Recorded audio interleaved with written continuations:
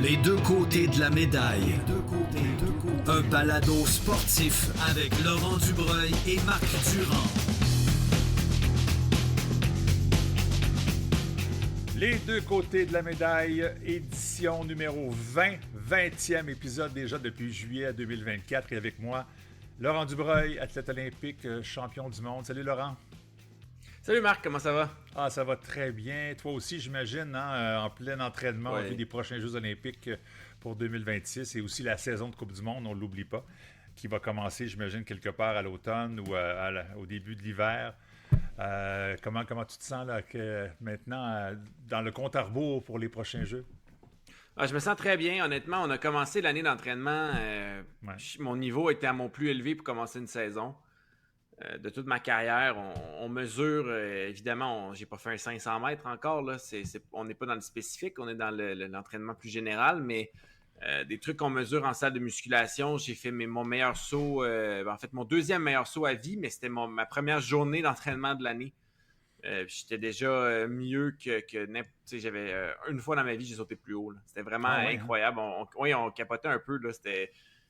au début, Jonathan Pelletier-Ouellette, notre préparateur physique, dit là, attendez-vous pas à vos meilleurs scores, on les prend pour monitorer, pour suivre votre progression, pour voir votre niveau de fatigue. Puis là, les autres du groupe sautent, puis là, moi, je saute, puis là, j'avais sauté, c'est un saut comme un saut vertical, les mains sur les hanches, puis j'avais sauté 64 cm, mon meilleur, c'est 65, fait que c'était comme, wow, OK. Tu sais que tu pourrais participer peut-être au jeu de l'Arctique, il y a une discipline comme ça. Ah oui, bon, je serais peut-être bon, mais est-ce que j'habite assez au nord, au combienième parallèle? Je ne sais pas, si tu as des descendances inuites aussi. Oui, c'est ça. Non, moi, Laurent Dubreuil, c'est très français. Là. Ça passe pas de... Non, ça passerait pas, je pense. Excellent. Écoute, on va sûrement en reparler dans les prochaines semaines, dans les prochains épisodes, dans les prochains balados. Mais on a 3 sujets aujourd'hui. On va parler de votre sommet, le Lab olympique qui a eu lieu à Montréal la semaine dernière, donc en début juin, fin mai. On va parler également des Enhanced Games. Ouais, les jeux améliorés, pourquoi pas se doper et obtenir un record du monde. Ça, c'est vraiment particulier. Et on a une invitée spéciale. Je garde le punch. Est-ce qu'on garde le punch? On peut garder le punch. On peut garder le punch. Alors, il faut rester jusqu'à la fin. Et je pense que vous allez vraiment adorer ce segment-là. Tout d'abord, avant de poursuivre, avant de commencer avec notre premier sujet, notre partenaire qu'on adore, Chrono Aviation, qui est là depuis les tout débuts. On écoute la petite bande-annonce et on vous revient immédiatement après. Un mot sur notre partenaire principal, Chrono Aviation, spécialisé dans le nolisement d'avions, incarne la performance inégalée et le dépassement de soi pour ses clients.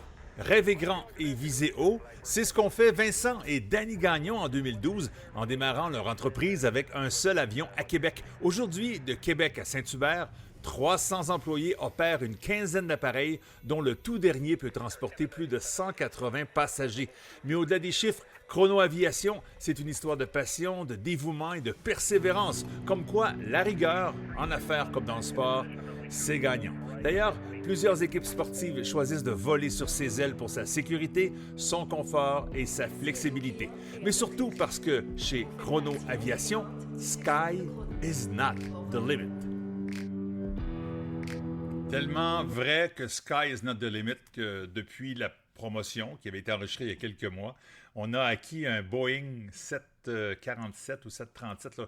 Je m'excuse aux gens de Chrono Aviation, mais je pense que c'est 350 passagers. Donc, on a doublé la capacité maximale. Alors, bravo. Et on sait qu'ils sont impliqués maintenant avec plusieurs équipes sportives pour des déplacements, justement, nolisés. Alors, on apprécie bien sûr ce partenariat naturel avec le monde du sport. Quel bon slogan d'ailleurs, Sky is not the limit. Hein? J'adore ça. Toutes les fois que je t'entends de le dire, c'est vraiment bon. C'est peut-être ce qui sera le slogan des Enhanced Games, mais on en reparlera plus tard. Sky is not the limit. Hey Laurent, à chaque 2 ans, le COC tient une rencontre au sommet impliquant tous les athlètes des Jeux qui suivent ou qui pourraient prendre part aux prochains Jeux. Ça a eu lieu le week-end dernier, donc on l'a dit, là, début juin, fin mai, à Montréal. Donc tous les athlètes qui sont sur la ligne de départ, qui ont un potentiel très, très grand, dont toi, d'être des prochains Jeux de Milan et Cortina. C'est 3 jours intenses, Laurent. Parle-nous-en, parce que tu étais là, évidemment, ce ne sont pas tes premiers. Qu'est-ce qu'on fait pendant ces 3 journées-là, lors de ces rencontres au sommet? Mais en fait, curieusement, c'était la première fois que je participais au Lab olympique du COC parce que les derniers Jeux, c'était en pleine pandémie. 2021, ils n'ont pas organisé ça, tu sais. Puis il y avait probablement une version sur Zoom là, quelconque, mais c'est pas la même chose. Évidemment, tu rencontres pas les gens, tu sais. Puis les jeux d'avant, ben je sais pas si j'étais peut-être... Je les ai fait, les jeux, j'étais peut-être pas assez bon pour un invité ou ben j'avais dit non. Je me souviens pas, ça fait 8 ans. Mais donc c'était la première fois que j'étais là en personne, puis c'était vraiment une belle expérience parce que justement, quand je dis que c'est pas pareil sur Zoom, une des raisons qu'on fait ça, c'est pour que les athlètes canadiens se connaissent. Parce que quand tu arrives dans un village olympique avec des milliers d'athlètes ou des centaines, dépendant de ton village qui est où, tu sais, nous, dans notre village olympique, là, il va y avoir le patin courte piste, le patin artistique, le hockey et nous, mais toutes les équipes de hockey, ça fait beaucoup de monde dans un village. Tu vas côtoyer les McKinnon et tout ça, là, tu le sais déjà, là.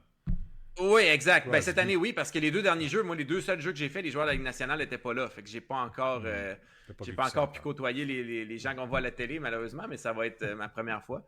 Okay. Mais tu rentres là, puis outre, tu sais, ce qui fait que c'est le fun comme expérience olympique, ce qui fait que tu as un mouvement collectif, c'est le fait que tu connais puis tu t'associes ou tu comprends ce que les réalités des autres athlètes de ton pays. Puis c'est bien plus facile de créer ce lien-là quand tu les as déjà vus.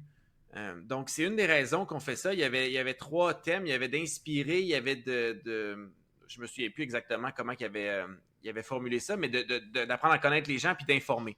Peut-être de connecter et d'informer, peut-être. Puis, c'est vraiment des belles activités. C'est des conférences données par certains des plus grands noms de l'histoire du sport canadien. Clara Hughes, Catriona Lemedone. Jennifer Howell, je crois. Championne olympique. Comment? Ouais. Jennifer Howell, je me trompe? Oui, Jennifer Howell, qui est la chef d'émission, exact, évidemment, qui nous a parlé également, puis qui a rencontré les gens. Puis après ça, des activités peut-être plus informatives sur comment que ça va avoir lieu, comment ça va avoir l'air, le village olympique, petit aperçu sur le plan des chambres, la cafétéria et où, des affaires plus concrètes comme ça. Ouais. Puis finalement, des activités de groupe, plus le fun, pas que le reste, c'est pas le fun, mais axé sur le plaisir puis le fait de connaître les gens. Parce que des Jeux olympiques, tu veux connaître les athlètes dans ton village, ça fait toute une différence sur l'expérience. Puis je pense que ça peut contribuer à la performance parce que si tu connais pas, si le patinage artistique, ils ont un athlète qui gagne une médaille, puis je le connais pas, bon, c'est cool. Mais si je le connais, ça peut m'inspirer sur le coup, là. Puis peut-être que ma course demain va aller mieux parce que je connais cette personne-là qui vient de gagner une médaille. C'est vraiment ça reste humain, le sport, puis de créer un lien comme ça peut être très important. Pour avoir vécu des choses similaires avec B210 qui organisent encore, parce qu'eux aussi ont leurs propres athlètes qui vont aller au jeu, les sélectionnent sur le volet. On en reparlera peut-être avec Dominique Gauthier, qu'on a déjà invité à quelques reprises. Mais le fait de rencontrer d'autres champions de d'autres disciplines, et c'est peut-être le cas pour toi, peut-être que toi, tu peux inspirer un skieur, une patineuse artistique, par exemple, parce que vous n'êtes pas en compétition, mais vous avez un peu les mêmes réalités. Ben oui, exact. T'sais, quand on parle, tu parles à un athlète de haut niveau, peu importe son sport, puis je connais rien à la gymnastique, puis je serais extrêmement mauvais en gymnastique, puis les gymnastes connaissent rien au patinage de vitesse, mais si on se parle, on est capable de comprendre la discipline, la rigueur, l'alimentation, les heures de sommeil, les sacrifices qu'il faut faire, l'entraînement forcé, dealer avec les blessures, c'est vraiment quelque chose qui, à part le sport qu'on fait, tout est pareil là, pour un athlète de haut niveau, là, peu importe son sport, puis la recherche des partenaires, le financement. Exact, le financement, les réalités financières, le financement de kit. Fait que, j'ai participé également à un événement similaire, la retraite de B210, qui était plus en fin avril, avec d'autres athlètes que finalement j'ai revus à cet événement-là, puis au Lab olympique. Puis c'est vraiment des belles occasions de rencontrer, d'échanger. Puis si tu ressors de là, tu sais, au nombre, il y avait peut-être une dizaine de conférences ou d'ateliers. Ça n'en prend rien qu'une qui t'inspire pour que ça ait valu la peine d'y aller. Là. Exact. Qu'est-ce que tu as retenu de ce séjour-là, entre autres? Quelque chose que tu n'étais pas peut-être familier avec, et là tu t'es dit, OK, je suis content d'être passé par ici aujourd'hui. Pour commencer, c'est une touche humoristique. J'ai retenu que les Italiens semblent en retard sur leur échéancier de construction d'installations sportives. Notre anneau n'est pas encore construit partout. Le village olympique n'est pas construit. Donc, ça va être dernière minute. Notre anneau est à 29,6 km du village olympique dans Milan. Puis, il n'y a pas de ligne désignée à ces Olympiques-là, apparemment. Donc, 29,6 km sans fast track dans le trafic. Ça pourrait être long. Milan, c'est une ville de 5 millions, 6 millions, je ne sais pas combien de personnes. C'est une ville, c'est une énorme ville en Italie. Donc, ça va être comme pogné dans le trafic en plein Montréal. Là. Ça risque d'être pas super. Mais sur une touche plus positive, parce que je voulais commencer par ça, ce que j'ai vraiment aimé, les conférences, c'était bon. On a eu une conférence que j'ai particulièrement appréciée sur le coach de rugby féminin, puis une de ses athlètes, Chloé Daniels, qui était vice-capitaine, qui a gagné la médaille aux Jeux de Paris. J'ai trouvé ça extrêmement bon. La chimie qu'ils avaient, le plan qu'ils avaient adopté, même s'ils n'étaient pas les favoris, loin de là, qu'ils ont toujours cru en leur chance, puis ils ont fait un plan. Ils se sont préparés pour gagner une médaille, même si, dans le fond, ils n'en avaient jamais gagné. OK, c'est intéressant ça. Puis il y avait des objectifs à chaque étape de leur progression dans la saison. Il fallait qu'ils atteignent ça. Puis à chaque fois qu'ils réussissaient un petit objectif en cours d'année, ils se rapprochaient de leur but qui était justement de gagner cette médaille-là. Donc c'était vraiment, j'ai vraiment aimé cette conférence-là. Ça a été mon coup de cœur de la fin de semaine. J'avais regardé les parties comme n'importe quel fan de sport. Le rugby, j'ai adoré le rugby aux Olympiques. C'était au début des Jeux, ça nous a comme lancé. C'est intéressant comme formule, 7 contre 7. Ça, c'est rapide. Ça va tellement vite. Le tournoi, ça a pris 3 jours, puis c'était fini. Puis, chez les femmes, le Canada gagne une médaille. Chez les hommes, la France, à domicile, gagne à la maison. C'était vraiment le fun à regarder. Là. C'est comme pour un fan de sport canadien, c'était toute une expérience. Puis là, de connaître le cheminement que cette équipe-là a fait pour en arriver là, j'ai vraiment adoré. Puis sinon, juste de rencontrer des athlètes de d'autres sports. J'ai parlé à plusieurs athlètes. Vas-y, on qui en ça? parle. Non, mais on en parle juste comme que tu sais, c'est rare en sport d'être réunis comme ça. D'être père, puis d'être vieux, d'être père, toute l'équipe. Mais j'en ai vu d'autres athlètes qui partageaient mes réalités. Là, tu sais, gars de bobsleigh qui avait son petit gars à la maison, sa petite fille à la maison. Je co-chambrais avec Ted-Jan Blommen, le patineur de vitesse que je connais bien, évidemment, mais que ses enfants il y a 2 enfants comme moi. Ces 2 enfants ont, je pense, 3 mois de moins que les miens. Là, c'est exactement comme moi. Fait que, tu sais, je suis pas tout seul qui vit cette réalité-là, mais ça a été le fun d'échanger avec eux autres, puis de voir aussi le eye of the tiger des plus jeunes qui visent leur premier jeu, là, tu sais, l'œil du tigre, là, qu'eux autres sont affamés, puis c'est le fun de côtoyer des gens qui visent les mêmes objectifs que moi. J'entendais là, Aurélie Moisan, qui a 20 ans, là, qui sera à ses premiers jeux. Là. D'ailleurs, il y a eu plusieurs entrevues, on en reparlera. Mais effectivement, on t'a présenté, je crois que c'est une entrevue au 98.5, on t'a présenté comme le plus vieux athlète olympique des prochains Jeux. Je ne sais pas si c'est le cas, là. Je ne sais pas où l'information est passée.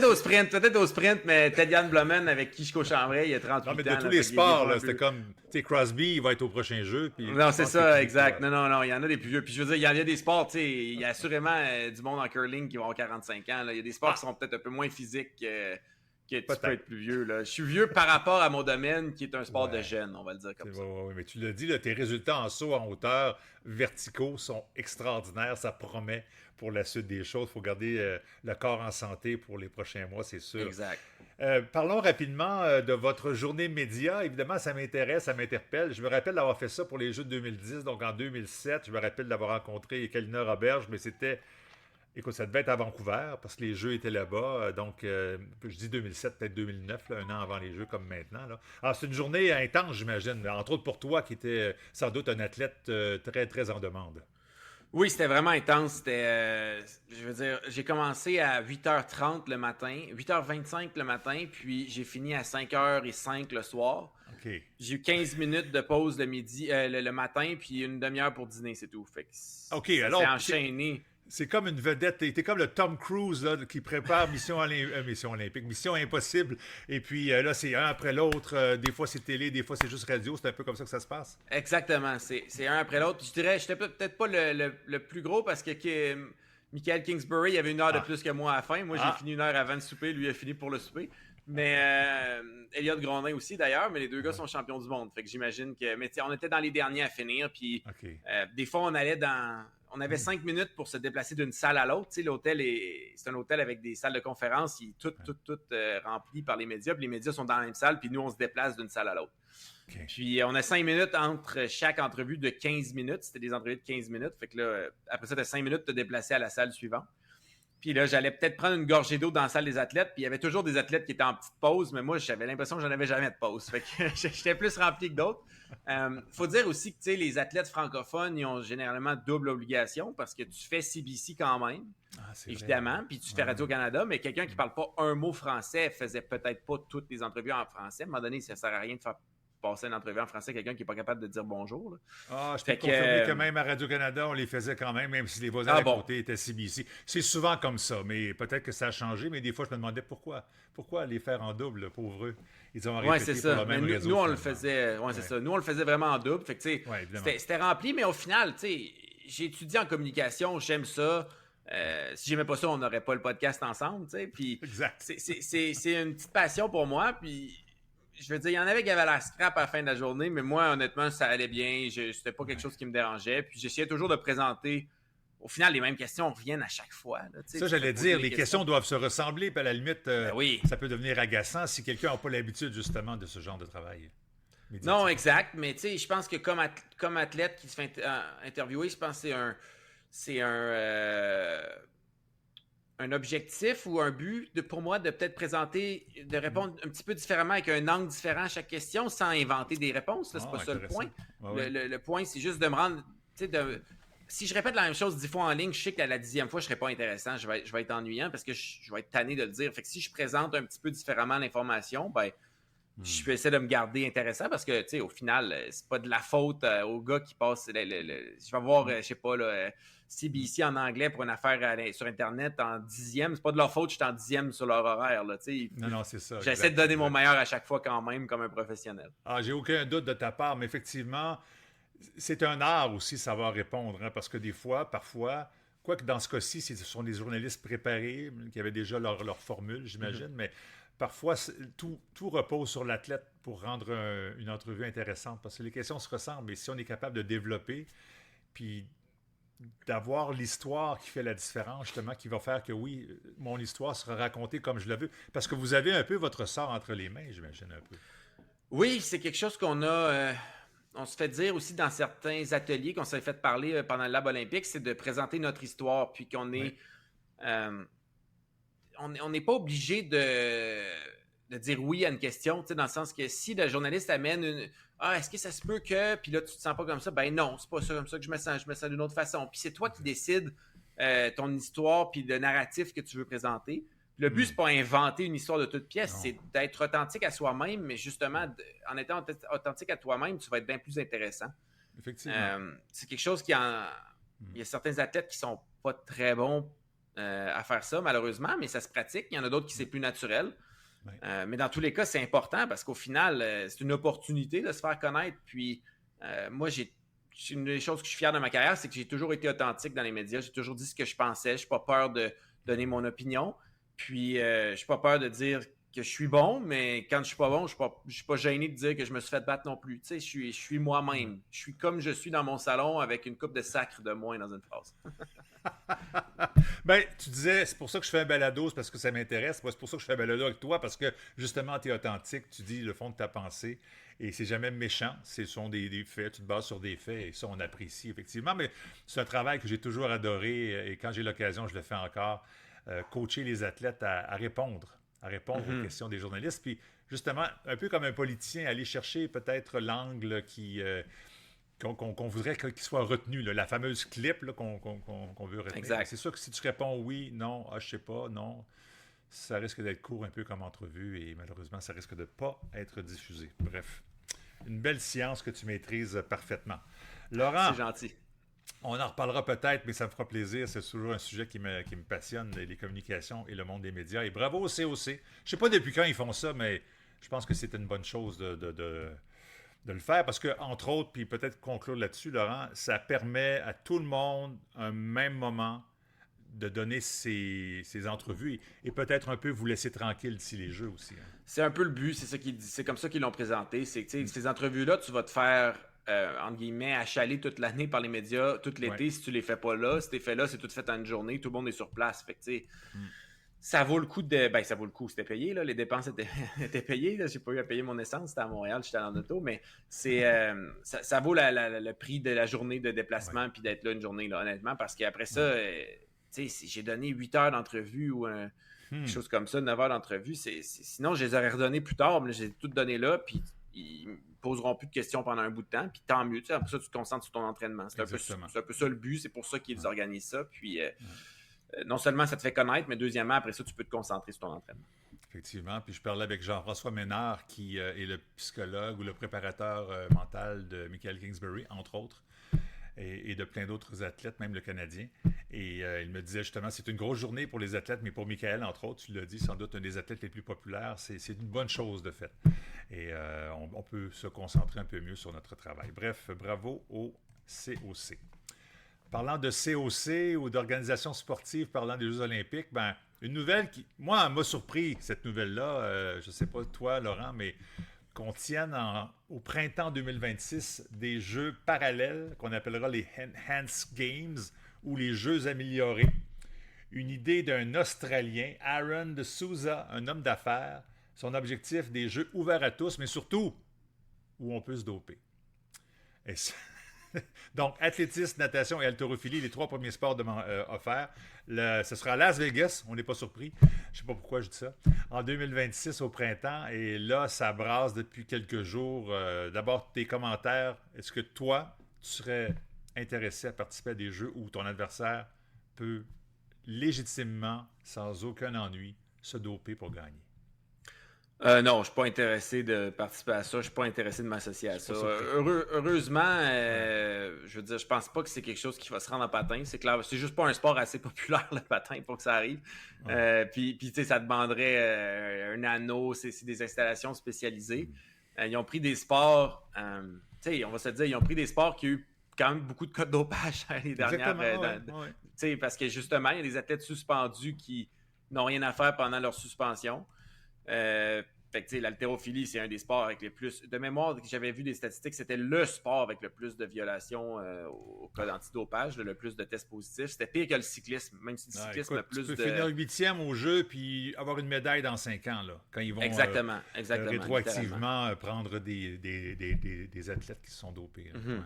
L'athlétisme aussi, il y en a moins, mais il y en a quand même beaucoup. Ouais. Si on regarde la liste des hommes les plus rapides de tous les temps au 100 mètres, c'est une affaire comme 9 des 10 plus vite ont déjà testé positif. Là. C'était ça il y a quelques années. Là. Je veux dire, j'ai peut-être quelqu'un qui a intégré le top 10 depuis. Là. Le seul qui n'avait pas associé à aucun test positif, c'était Usain Bolt, puis il est plus vite que tous les autres. Fait que c'est louche en soi, ça aussi. Mais tu sais, t'es plus vite que tout le monde. Le cyclisme aussi, c'est pas encore dans les jeux, c'est pas prévu pour l'instant, mais le cyclisme aussi a eu son lot de dopage. Mm-hmm. Ouais. Par contre, oui, en effet, le cyclisme, je veux dire ça. S'il y a un sport qui a eu mauvaise presse dans les derniers 30 ans, c'est bien le cyclisme, là, avec le doping. Puis là, il y a moins de cas de dopage, mais les meilleurs athlètes battent les watts complètement de Armstrong et compagnie. Ils vont plus vite que jamais. Fait que c'est comme que c'est louche aussi. C'est juste qu'ils sont en avance sur les tests, probablement, sur le testing, malheureusement. Mais en même temps, je suis pas surpris, dans le sens que tu disais que tu étais surpris. Moi, je suis pas surpris. Je suis pas surpris du tout. Qu'on organise des jeux comme ça, libres? Je suis pas surpris pantoute. Je suis pas surpris pantoute. Je veux dire, dans le sens que si tu regardes certains... je pense que oui, malheureusement, tu sais. J'ai l'impression que l'éthique est de moins en moins importante dans la vie, sur certains plans. Puis ça continue dans cette optique-là. Puis quand on y pense, tu sais... c'est pas un sport olympique, là, mais c'est quand même des athlètes, là, mais le culturisme, le bodybuilding, si on veut. Là. Bodybuilding, il y a des fédérations qui testent, il y en a qui testent pas. Puis Mr. Olympia, là, Arnold Schwarzenegger dans le temps, puis Ronnie Coleman depuis, puis les gros noms qu'on connaît, ça teste pas, là, puis ils sont ouvertement dopés. Là, je veux dire, puis tout le monde le sait, puis c'est comme, c'est correct. Fait que, tu sais, je comprends que certains hommes d'affaires ont probablement vu ça, puis ont dit, hey, c'est populaire, on est capable d'aller chercher un auditoire avec ça, mais c'est grotesque comme événement quand même. C'est quelque chose qui me dégoûte profondément.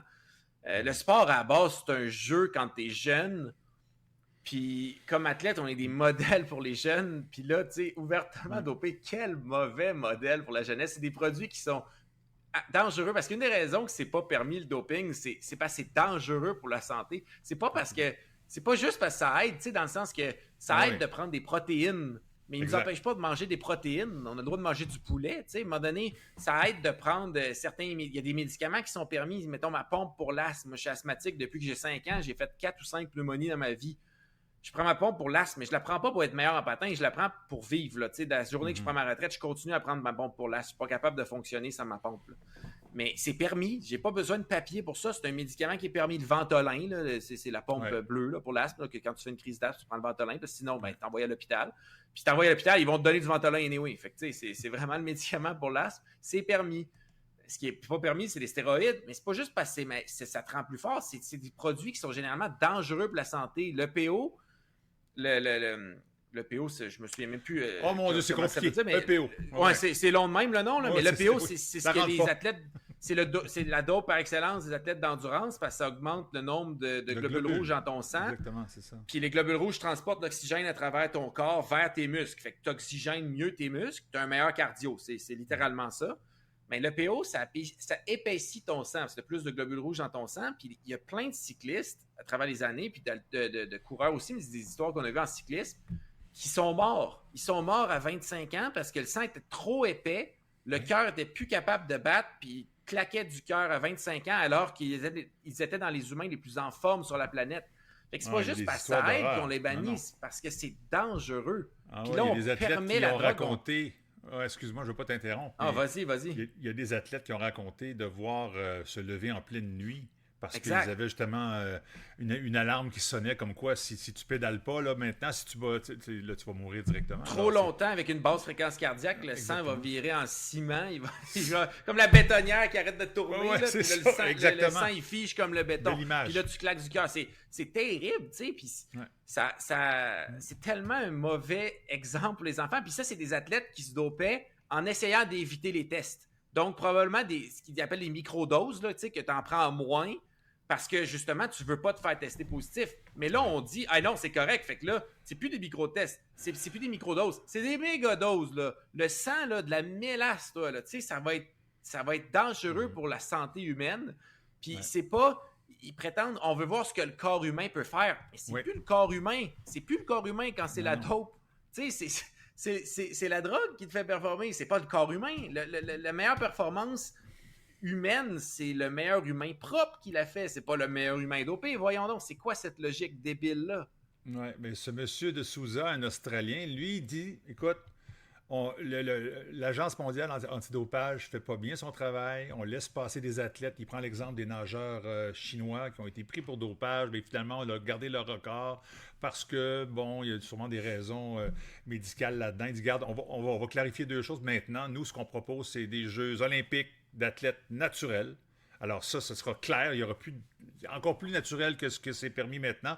Et nos jeux à nous qui seront bons pour la science, un peu comme la Formule 1 sert, par exemple, aux voitures de tous les jours. On va améliorer l'être humain et on va, grâce à nos médecins, grâce à nos... et on va pouvoir faire vivre les athlètes. Là, je fais une parenthèse là-dessus, mais il y a un nageur déjà ukrainien qui aujourd'hui déclare dans la presse que, écoute, mon rêve, c'est de faire les Jeux olympiques depuis l'âge de 9 ans. Je suis le champion du monde aux 50 mètres papillon. Mon épreuve sera au jeu, mais j'ai décidé que pour subvenir aux besoins de ma famille, je vais le prendre les millions qui viennent avec mon adhésion à ce groupe-là. Alors, il a décidé de passer du côté des Jeux Enhance et d'essayer de battre le record du monde en étant supervisé par des médecins pour la science, entre guillemets. Je comprends. Ouais. Je comprends ces arguments. C'est du bon PR qui dit. Le problème, c'est que les Jeux olympiques, ils ouvrent la porte à ça en étant, comme tu dis, comme il dit, en fait, en étant pas assez strict. Puis l'Agence mondiale antidopage est en retard sur bien des gens qui se dopent. Ouais. Deuxièmement, les Jeux olympiques ne payent pas les athlètes qui gagnent les médailles, ce qui est aberrant, si tu veux mon avis. Absolument. Parce qu'ils font des milliards en droit télé. Exact. Fait que, tu sais, ces arguments sont bons. Mais c'est les Jeux olympiques qui sont mauvais de ne pas être capable d'offrir un produit propre puis de payer les athlètes. Fait que là, l'autre est capable d'arriver là comme un opportuniste. Parce que lui, son but, il dit ça, mais son vrai but, c'est de faire du cash. C'est un businessman. Son vrai but, c'est de faire du cash. Fait que, tu sais, il fait du PR, là, mais c'est un opportuniste qui veut faire de l'argent. Là. Mais si les Jeux olympiques étaient bien gérés, puis les athlètes dopés étaient vraiment mis dehors, puis les athlètes qui gagnent des médailles aux Jeux olympiques étaient bien rémunérés, comme les athlètes professionnels qu'ils sont, avec l'auditoire de millions, voire centaines de millions, voire milliards de personnes à la télé qui regardent des épreuves aux Olympiques, ben, il n'y en aurait pas d'Enhanced Games. Les Jeux Olympiques sont mauvais. Sont mauvais, ils ne payent pas les gens, ils sont corrompus complètement. Puis, ça n'a pas de bon sens là, que tu gagnes une Coupe du Monde en ski alpin, tu fais 50 000 francs suisses, tu gagnes les Olympiques, tu fais 0. Hey, les Olympiques, ça engendre des milliards de dollars. Voyons donc que tu ne donnes pas d'argent aux gars et à la fille qui gagnent la descente aux Jeux Olympiques. C'est que ça n'a pas de maudit bon sens. Ouais, mais tu fait sais que là, comment les ça Enhanced fonctionne. Games, ils arrivent là. Ouais, c'est ça. Mais le Ils arrivent CEO là, dit... puis- Ouais, vas-y. Non, mais les Olympiques arrivent là, puis les Enhanced Games arrivent là, puis ils disent, ben, regarde, nous autres, on va les payer les athlètes, puis on va avoir un auditoire plus petit, mais on va être capable de donner de l'argent. Fait que, tu sais, c'est un genre de relent d'amateurisme, d'esclavage pas payé d'athlètes. Là. Tu sais, les athlètes, ils font pas d'argent avec ça, puis c'est aberrant avec l'auditoire que les Jeux Olympiques ont, ça n'a pas de bon sens. Ouais. Puis, je veux dire, Mais le si ça CEO se prend défend ça tout le pour temps en les disant, Olympiques, c'est pas à pareil, nous à faire ça. Peut-être ça se Ouais. fait un mal pour un bien. Mais... Ouais, le CEO se défend tout le temps en disant, c'est pas Je nous veux à dire, faire au ça. nombre c'est chaque d'argent pays. qu'il engendre, ça n'a Ah pas ouais, c'est ça. Ouais. On Ben redonne oui, au mais COC. ça sert à quoi au CEO d'avoir ça sert à quoi au CEO d'avoir des commanditaires et des droits TV si tu ne redonnes pas aux athlètes? Tu mets ça dans les poches à qui? C'est supposé être un organisme à but non lucratif. Là. C'est supposé être des bénévoles qui siègent sur le CEO. L'argent va où? Là? Ben, c'est C'est-à-dire une bonne l'argent qui question à disparaît, poser aux gens du COC. Je sais que chaque pays reçoit un montant d'argent en retour. Je ne sais pas de quelle façon on fait la distribution. Et le gouvernement canadien, par exemple, donne des médailles, des sommes d'argent aux médaillés. Ça a été le cas sans doute pour toi lors de Oui, derniers oui, Jeux. mais ça, c'est pas des gros montants. Là. Ah non, c'est ça, effectivement. Puis il y a des pays qui donnent rien. La Norvège donne rien à ses athlètes. Puis le Exactement. Canada, c'était. Moi, j'ai eu 15 000 ma médaille d'argent. Je pense que c'est 20 ou 25 000 une médaille d'or. Mais l'Italie, c'est 100 000 euros. Puis le Singapour, c'est 1 million. Là. Fait que, tu sais, je veux dire. La Russie aussi, il y en a c'était qui donnent beaucoup plus à que l'époque. d'autres. Ouais, Il y en a qui donnent plus que d'autres. Puis, tu sais, mettons, tu dis l'argent va Oui, il y a des comité résolutions. nationaux olympiques, Ouais. mais quand les Olympiques sont attribués à la Russie, là, il y a une coupe d'argent qui va dans les mains de certains voteurs qui ont voté pour Sochi, on va se le dire. Ben, là. là, ben oui, c'est Salt Lake City aussi. Puis non, effectivement, où il y a de l'argent, où il y a un potentiel, il y a de l'hommerie, et malheureusement, l'homme est imparfait, et le monde Exact. olympique l'est également. J'ai hâte de voir où ça va aller tout ça, Laurent, mais ça peut peut-être mourir dans l'œuf également, parce que déjà, on a dit aux athlètes en natation, si vous participez à ces Jeux-là, c'est terminé pour nous. Et en athlétisme, Bonne ça sera la affaire. même chose, Sébastien Bonne Coe. affaire. En haltérophilie, je ne serais pas surpris qu'il y ait des gens qui disent « Ah, on aime l'idée. » il y a un nettoyage qui se fait depuis quelques années parce qu'ils ont vraiment eu peur. Ben, d'ailleurs, il y a beaucoup moins de catégories que par le passé. Là. On aurait dû, un peu comme la boxe, ils étaient sur la liste noire du comité olympique. Même chose pour la lutte également. Des fédérations un peu troubles, mais bon, voilà. Mais écoute, c'est un sujet délicat, difficile, mais on a un sujet le fun qui s'en vient, Laurent. Puis j'ai très hâte de présenter notre invité qui est d'ailleurs avec toi. On fait juste une petite pause, puis on invite ton invité avec nous. C'est bon.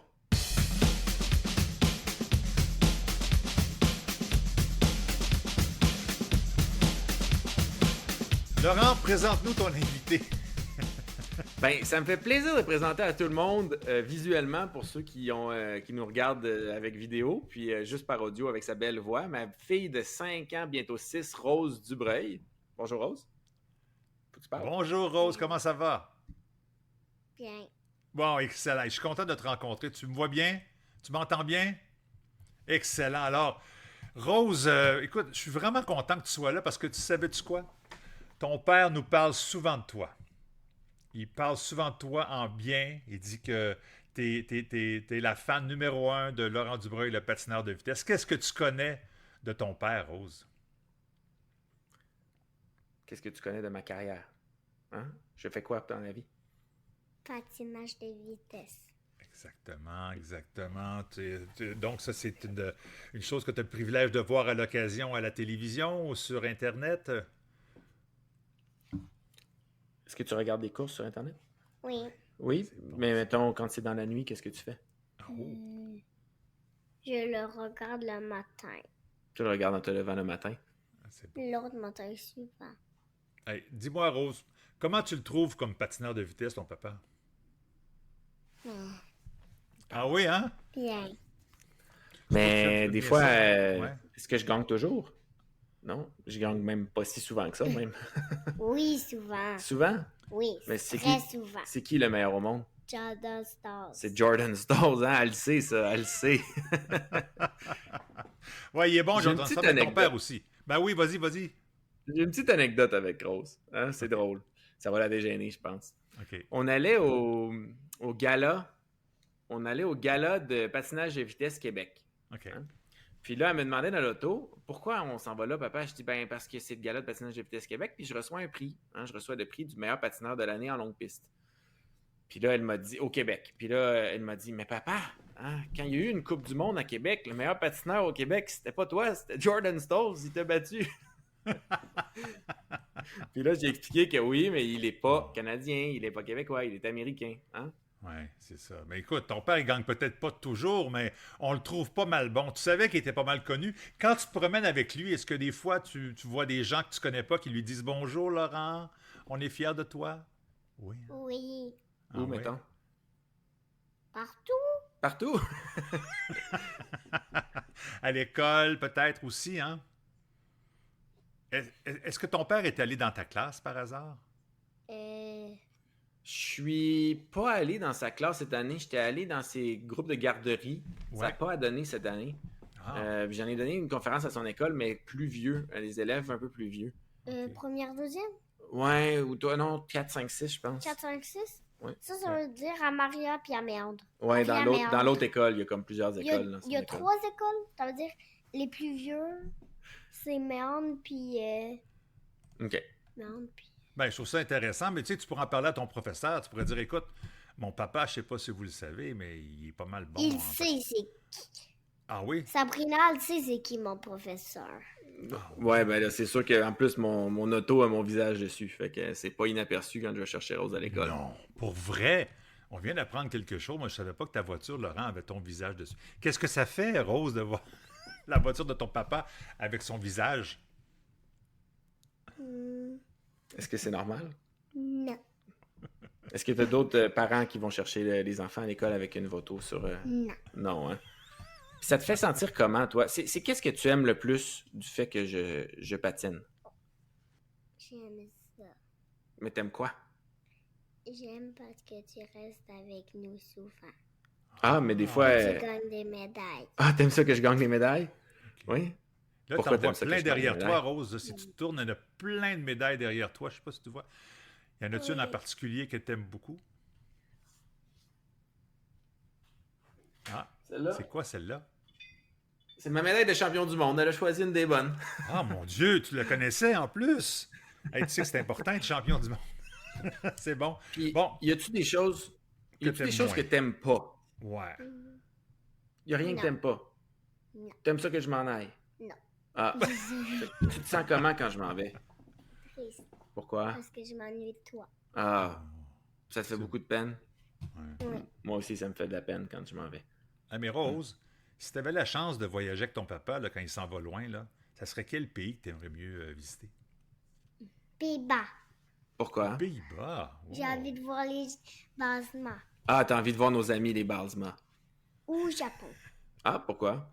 Yuma puis la nourriture. La nourriture? T'aimes ça, la nourriture japonaise? T'aimes les Trop sushis, bon. hein? Ouais, c'est ça. C'est Puis elle aime ça voir Yuma, hein? Yuma qui est un patineur japonais qui est venu s'entraîner avec nous au C'est Québec vrai. deux C'est étés. vrai. Ah, c'est Puis bon. ça fait 2 ans qu'il n'est pas venu. L'été passé, il n'était pas là. Puis Rose, elle s'ennuie. Écoute, Rose, moi, je veux savoir, parce qu'il me semble avoir fait un reportage avec ton père il y a plusieurs années à la télévision, puis il me disait qu'il n'était pas au courant que ses parents étaient patineurs de vitesse avant vraiment plus âgés que toi. Est-ce que tu connais la carrière aussi des grands-parents, de tes grands-parents? Non? Non. Attends, tu Robert savais pas et que Ariane? Bobby et Non. Mamie Ariane Ah avaient oui. patiné? Oui. Oui. T'as-tu Parce déjà vu qu'ils des en- courses? Non. Penses-tu que tu patines plus vite qu'eux autres? Non. Ah non? Ok, bon. Pas Elle est encore. Pas encore. Elle est déjà mieux que moi. Moi, à cet âge-là, je pensais que je patinais plus vite que mes parents. Ben là, écoute, mais c'est bien vrai que à l'âge de Rose, donc à 16 ans, 5 ans, presque 6, tu n'avais aucune idée que tes parents avaient participé aux Jeux olympiques, entre autres. Non, j'avais aucune idée, honnêtement. Mais parce que mes parents, contrairement à moi et avec Rose, mes parents, quand j'étais jeune, ils avaient déjà pris leur retraite. C'est vrai. Puis, j'ai pas eu la chance de les voir patiner. C'était avant Internet, fait qu'il n'y avait pas de course sur Internet, il n'y avait pas de façon de savoir. Il y avait peut-être une photo dans le sous-sol, mais là, tu t'allumes pas. Puis, je le savais pas. Mes parents n'étaient pas show-off pantoute, fait qu'ils n'en parlaient jamais. Ouais. Puis, ça a été un de mes grands regrets dans ma vie, je dirais, de ne pas connaître, de ne pas avoir pu vivre ça avec mes parents, parce que c'est leur passion, c'est ma passion. Ouais.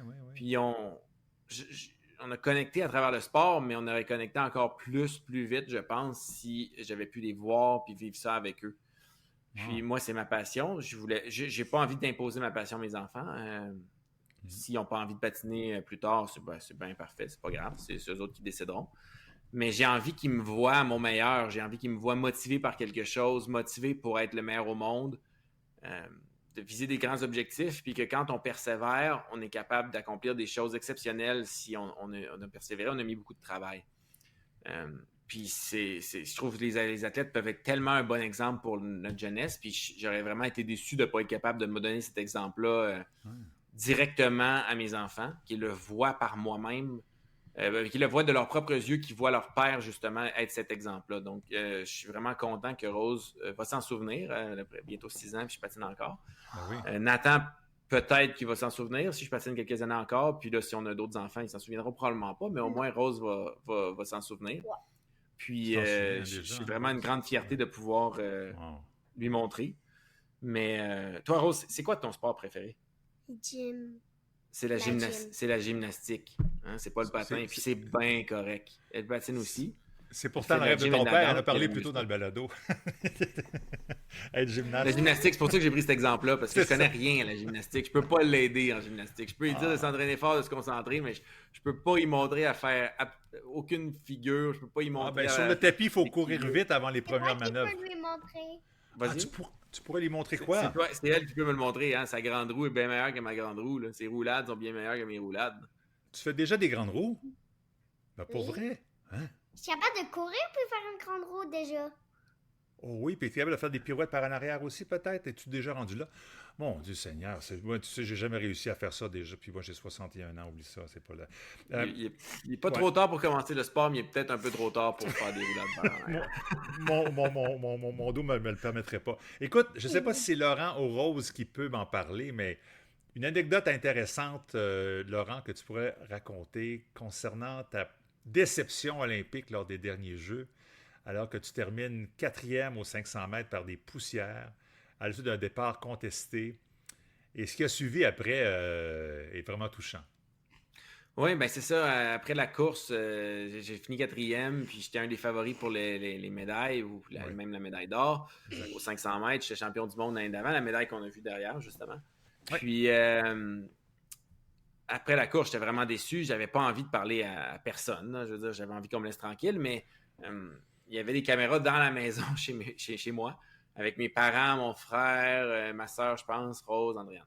Puis, c'est ça. Là, Rose. Puis, fait que là, je participais à, comme ils appellent ça, Friends and Family, je pense. Ils te mettent sur place, dans l'anneau, là, en public, puis ils te filment en train de parler à ta famille. Puis généralement, c'est parce que tu as gagné une médaille, mais là, ils choisissent d'avance chez qui ils vont être. Fait que, tu sais, là, ils pensaient que j'allais gagner une médaille, fait que là, c'est moi.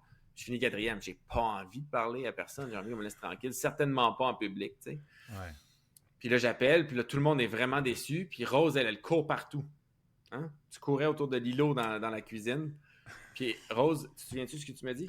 Qu'est-ce que tu as dit, Rose? Non, hein? Elle est arrivée, puis elle était tellement excitée, elle venait même pas me parler, tu sais, puis là, elle m'a donné « Hey, Rose, viens dire salut à papa. » Puis hey, bravo, papa, 4e, je suis fier de toi, je t'aime. » Puis ça m'a fait réaliser que ce que je disais tout le temps dans ce temps-là, ce que je dis, mais c'est si la personne que j'aime le plus au monde est pas déçue, est fière de moi, est heureuse dans la vie, elle-même, ben, c'est pas si grave que ça, finir 4e en sport. T'sais, même aux Jeux olympiques, même si tu gagneras peut-être pas jamais de médaille aux Jeux, ça c'était avant le 1000 mètres, fait que j'avais pas de médaille, j'avais pas encore de médaille aux Jeux, puis ça m'a fait réaliser, c'est ça que, c'est pas une question de vie ou de mort, pantoute.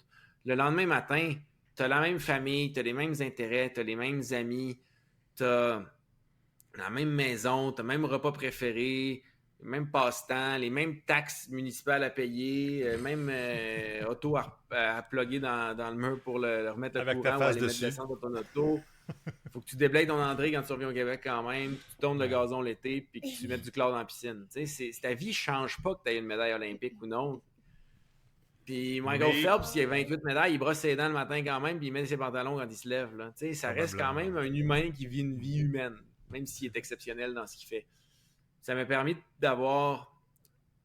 de diminuer énormément la déception, puis de passer rapidement l'épreuve suivante, le 1000 mètres, puis de gagner ma médaille. Fait que je pense vraiment, là, sincèrement, que j'aurais pas été capable de gagner une médaille au 1000 mètres sans Rose. Je pense que j'aurais eu un extrêmement mauvais 1000 mètres. Je pense que j'aurais fini 15 ou 20e.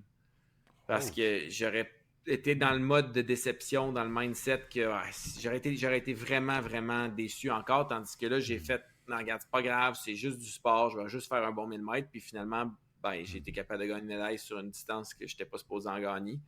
Mais c'est tout à cause de ma grande fille qui m'a fait réaliser que c'est pas grave. C'est pas plus grave que ça. Rose, bravo. Grâce à toi, Laurent, une médaille. Merci, Rose. Mais 2 ans plus tard, par contre, tu te souviens-tu ce que tu me dis? Ça, elle s'en souvient, je pense, parce qu'elle était plus vieille. Je me suis barré le dos au Japon, première Coupe du Monde de l'année. Ouais. Puis l'année d'avant, j'avais gagné des médailles à quasiment toutes les courses. Là. Puis là, je me barre le dos et j'ai vraiment mal au dos. Là, pas capable de toucher mes... Oublie ça de toucher mes chevilles, pas capable de toucher mes genoux. Là, complètement barré. Puis là, il faut que je fasse la course parce que l'année commence. Ouais. Puis j'ai fini 7e. Puis là, j'ai appelé à la maison. J'étais quand même content de ma 7e place. C'est un de mes pires résultats depuis 5 ans. Je pense que c'est mon pire 500 du dernier 6 ou 7 ans, mais c'était quand même bon parce que je n'étais pas capable de bouger. J'appelle Andréane et Rose à la maison, puis qu'est-ce que Rose me dit? Tu te souviens-tu? Papa, c'est pas bon 7e. C'est pas bon, t'as dit pire que ça. Qu'est-ce que t'as dit? T'as dit que c'était... Pourri. Elle dit, c'est pourri 7e, papa.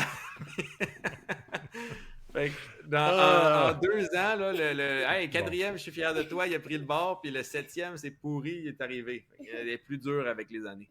La vérité sort de la bouche des enfants. 4e, c'était excellent. Et 7e, c'était pourri. C'est tout. C'était pourri, mais c'était bon selon les circonstances. Parce que Rose n'a jamais eu 2 hernies discales qui pop pendant une semaine de course. Elle comprendra avec les années. Bon, là, Rose, la question que Laurent s'est fait poser souvent, j'imagine, rêver aux Jeux olympiques, c'est quelque chose que tu as aussi. Est-ce que tu aimerais ça participer un jour aux Jeux olympiques? Je m'en fous des Jeux olympiques, j'ai envie d'être vétérinaire.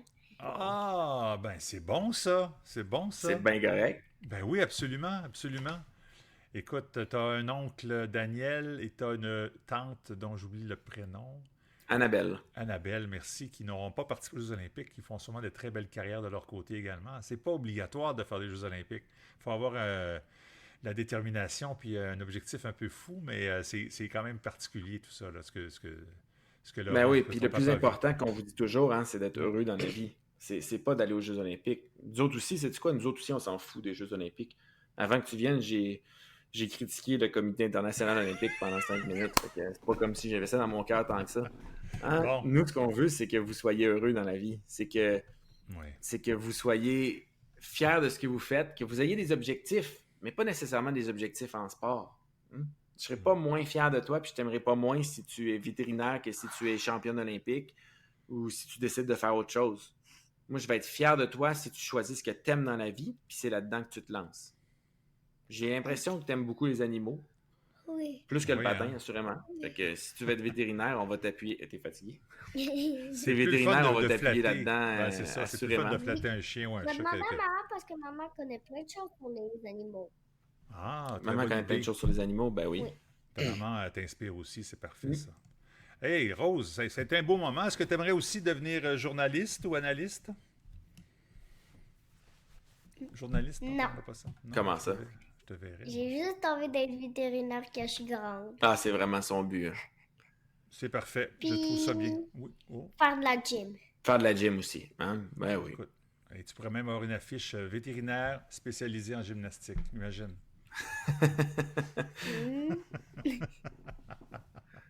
Hey, merci beaucoup, Rose, de ce moment. Puis je comprends que tu sois fier de ton papa. C'est beau que tu sois fier de ton papa aussi, parce que ton papa, il inspire beaucoup de monde. Et je suis convaincu que si tu en parles à ta prof, Sabrina, elle va l'inviter d'ici la fin de l'année.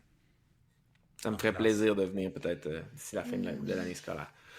Moi, je pense que je vais terminer en disant, Marc, que depuis que je suis jeune, justement, comme je disais tantôt avec mes parents, que j'ai pas été capable de voir mes parents patiner. Depuis que je suis jeune, mon but, j'en avais 2 en fait. J'avais de gagner des médailles, d'être champion du monde, champion olympique, mais aussi de faire ça en étant papa. D'être capable que mes enfants se souviennent de ça. Parce que, puis c'était mon but, là, à un âge où je voulais pas d'enfant encore, là. Dans le sens qu'à 18-19 ans, je le savais déjà que je voulais patiner assez longtemps. Je voulais avoir mes enfants relativement jeunes pour qui se souviennent de ma carrière. Pas juste les avoir à 30-34 ans avec une année à faire, puis hey, ton papa, il était bon en patin, mais tu ne l'as pas vu. Là, je comprends. Pas parce que je veux qu'ils patinent, juste parce que je pense que c'est tellement important. Il y a tellement pas assez de gens qui aiment leur métier, qui aiment leur carrière au point où c'est leur passion. Puis toi, tu me pointes parce que tu sais que j'aime ça, c'est vrai. Puis je voulais vraiment que mes enfants voient ça pour qu'ils aspirent à ça. Pas ils aspirent au patin, qu'ils aspirent à être heureux dans la vie, qu'ils aspirent à être ambitieux, à être disciplinés, à être à viser haut puis à y croire. Parce que la vie est tellement plus le fun quand on aime vraiment ce qu'on fait, quand on a trouvé notre voie, quand on n'a pas fait de compromis sur notre carrière. Puis s'il y a une chose que je souhaite à mes enfants, c'est ça, parce que ça rend... J'ai pas l'impression d'avoir travaillé une journée dans ma vie. Les gens diraient, voyons, t'es fou, t'as travaillé ultra fort. Ben oui, j'ai travaillé ultra fort, je m'entraîne, j'ai tellement mal aux jambes 10 mois par année, puis là, le mois des compétitions, je m'entraîne moins, puis là, je me sens bien. Mais j'aime ça, j'ai pas l'impression de travailler. Je me considère tellement chanceux, puis je leur souhaite de trouver ça, que ce soit vétérinaire, de la gymnastique, enseignante comme sa maman ou peu importe. Exactement. Ben, j'ai souvent dit la même chose, puis on va conclure là-dessus. J'ai pas travaillé depuis mes années chez Purolator alors que j'étais responsable des comptes à recevoir. Quand j'ai commencé à être journaliste et être payé pour le faire, là, ça fait 35 ans maintenant que je fais ce métier-là. Alors, j'ai pas encore travaillé une seule journée depuis ce temps-là. Ah, c'est fou le feeling de se lever le matin et de se dire « Hey, j'en reviens pas qu'ils me payent à faire ça, j'aime tellement ça, je le ferai gratuitement. » Exact. Je peux pas le dire, là. Ah! Non, parce qu'on en veut plus quand même. Écoute, Laurent, merci de ce partage avec Rose. Rose, est-ce que tu veux avoir le mot de la fin? Qu'est-ce que tu aimerais dire aux gens qui nous écoutent? Je suis fière de mon papa. Ah, c'est parfait, Laurent. C'est gentil. C'est de la musique à nos oreilles. Merci beaucoup de ce partage familial. Bonne chance, Rose, et puis dans ta carrière de vétérinaire à venir et celle de gymnaste actuellement en progression. Merci Laurent, puis écoute, merci pour ce partage, on l'a dit, puis ça a été vraiment agréable. Alors on se donne rendez-vous pour la 21e édition du Balado. Merci beaucoup Marc, salut tout le monde.